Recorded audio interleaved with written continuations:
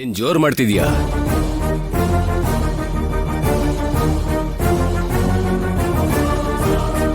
ವೆಂಕಟ್ರಾವ್ ನಿನ್ನ ನೋಡ್ಕೊಂಡಿಲ್ಲ ಅಂದ್ರು ಅವನು ನಿನ್ ತಾಳಿ ಕಟ್ಟಿದ್ ಗಂಡ ಕಣೆ.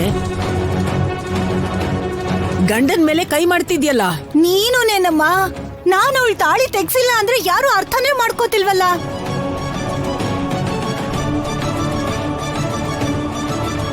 ಇದೇನದ್ಕೆ ಇವಾಗ ಹೀಗಂತಿದ್ದೀರಾ? ಹೋದ್ವಾರನೇ ಅಲ್ವಾ ನೀವು ಆದ್ಯನ್ ಕುತ್ಕೆಲಿರೋ ತಾಳಿ ತೆಗ್ಸಕ್ ಹೋದಾಗ ಜಾನಕಿ ಅಕ್ಕ ನಿಮ್ ಮೇಲೆ ಕೈ ಎತ್ತಿದ್ದು. ಆವಾಗ ಡಿವೋರ್ಸ್ ಬೇಕು ಅಂತ ಕೋರ್ಟಲ್ ಕೇಸ್ ಹಾಕಿದ್ಲ ಅವಳು.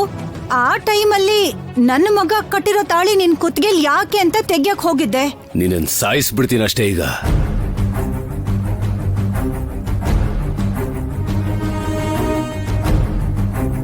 ಗಂಡ ಹೆಂಡತಿ ಯಾವ ಕಾರಣಕ್ಕಾದ್ರೂ ಬೇರೆ ಆಗ್ಬೇಕು ಅಂತ ಅನ್ಕೊಂಡ್ರೆ ಕೋರ್ಟು ವಿಚ್ಛೇದನೆ ಕೊಡುತ್ತೆ ಹೊರತು ತಾಳಿ ತೆಗೆದು ಹಾಕೋದಕ್ಕೆ ಹೇಳೋದಿಲ್ಲ.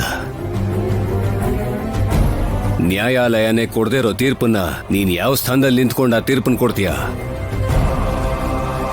ನೀವು ಒಂದ್ಸಲ ಹೊಡಿಬೇಕು ಭಾವನವ್ರೆ, ಅವಾಗ್ಲೇ ಇವಳಿಗೆ ಬುದ್ಧಿ ಬರೋದು. ಏನ್ ಸಾಯಿಸ್ಬೇಕು ಅನ್ಕೊಂಡಿದ್ದೀರಾ? ನಾನ್ ತಾಳಿ ತೆಗ್ದಿಲ್ಲ ಅಂತ ಹೇಳಿದ್ರು ಯಾರು ಯಾಕೆ ಕೇಳ್ತಾ ಇಲ್ಲ. ಮತ್ತೆ ಆದ್ಯ ಕುತ್ಕೆಯಲ್ಲಿ ತಾಳಿ ಇಲ್ಲ ಅಂತ ಪಾರ್ವತಿ ಹೇಳ್ತಿದ್ದಾಳಲ್ವಾ? ನನ್ ತಾಳಿ ಮೇಲೆ ಆಣೆ ರೀ, ನಾನ್ ನೋಡ್ದೆ.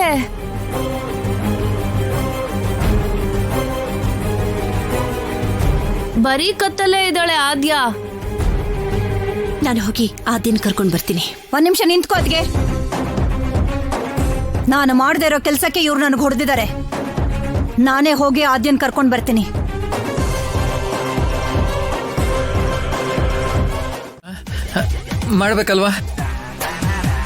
ಮಾಡ್ಬೇಕಲ್ವಾ?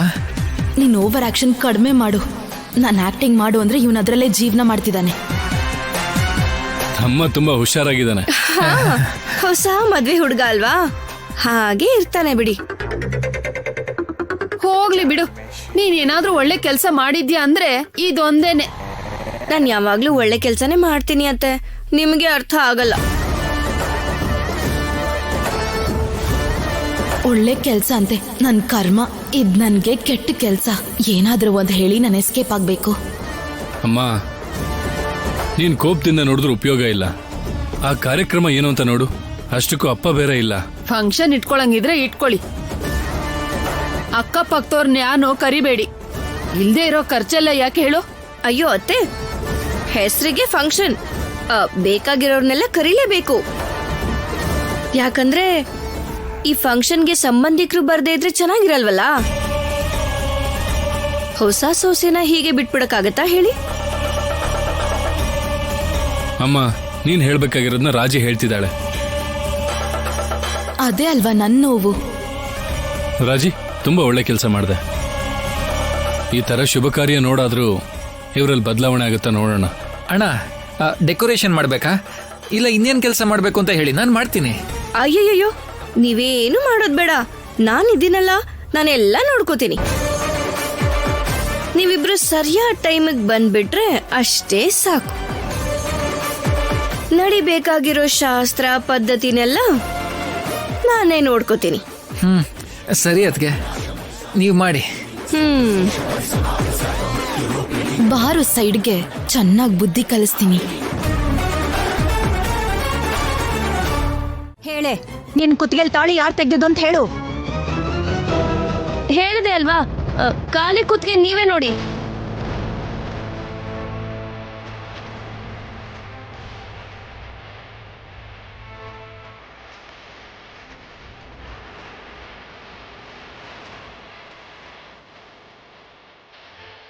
ನಿನ್ ತಾಳಿ ನಾನ್ ತೆಗದ್ನಾ?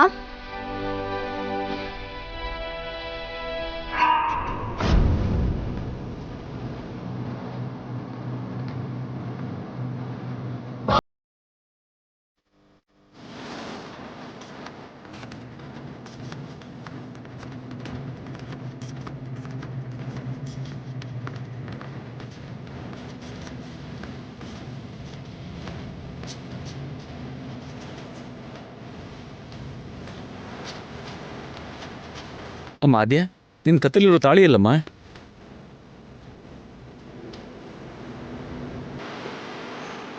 ಹೇಳು ಆದ್ಯ, ತಾಳಿ ಏನಾಯ್ತು? ಯಾರ್ ತೆಗೆದ್ರು ಅನ್ನೋದನ್ನ ಹೇಳು.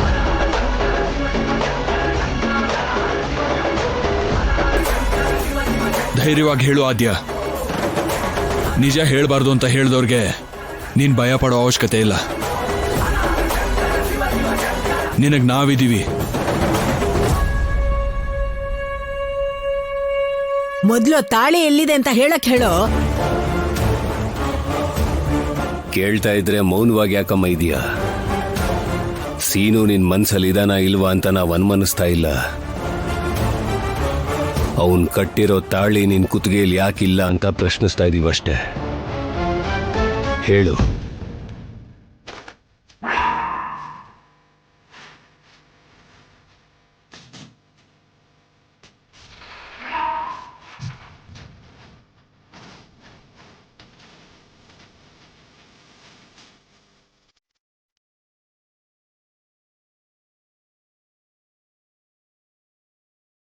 ನಾ ಒಂದ್ ಮಾತಾಡೋಷ್ಟರಲ್ಲಿ ನೀನ್ 100 ಮಾತಾಡ್ತೀಯ ಅಲ್ವಾ?